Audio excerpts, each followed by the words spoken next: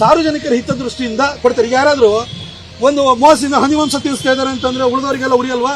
ಅದೇ ರೀತಿಯಲ್ಲೇ ನಾಯಿ ಮಾಂಸನ ತಿನ್ನಿಸ್ತಾ ಇದ್ದಾರೆ ಅಂತ ಗುಮಾನಿ ಬಂದಾಗ ಹೋಗಿದ್ದಾರೆ. ಅಲ್ಲ ಅಂತ ಸಾಬೀತು ಮಾಡಿ. ಅಲ್ಲಿ ಅಗ್ರೆಸರ್ ಆಗಿ ಬಂದಿರುವಂತ ಅಬ್ದುಲ್ ರಜಾಕ್ ಅವ್ರದ್ದು ಹೆಸರನ್ನ ನೀವು FIR ಹಾಕಲ್ಲ. ಆದ್ರೆ ಅಲ್ಲಿ ಹೋಗಿ ಸಾರ್ವಜನಿಕರ ಹಿತದೃಷ್ಟಿಯಿಂದ ಹೋದಂತ ವ್ಯಕ್ತಿನ ಒಳಗಡೆ ಕರ್ಕೊಂಡ್ಬಂದು ನಿಮಗೆ ಕಾಲಿಗೆ ಹೊಡಿತೀರಿ, ಅವ್ರಿಗೆ ಪ್ರಜ್ಞೆ ತಪ್ಪೋಂಗ್ ಮಾಡ್ತೀರಿ, ಅವ್ರನ್ನ ಬಟ್ಟೆ ಬಿಚ್ಚಿಸ್ತೀರಿ ಅಂದ್ರೆ ಏನರ್ಥ?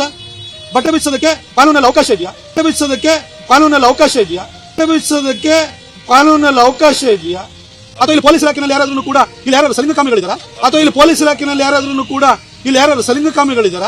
ಅಥವಾ ಇಲ್ಲಿ ಪೊಲೀಸ್ ಇಲಾಖೆಯಲ್ಲಿ ಯಾರಾದ್ರೂ ಕೂಡ ಇಲ್ಲಿ ಯಾರು ಸಲಿಂಗಕಾಮಿಗಳಿದಾರ? ಹಿಂಗೆ ಒಂದು ಬಟ್ಟೆ ಬಿಚ್ಚಕ್ಕೆ ಏನಕ್ಕಾಗೋಸ್ಕರ ಬಟ್ಟೆ ಬಿಚ್ಚರು ACP ಚಂದನ?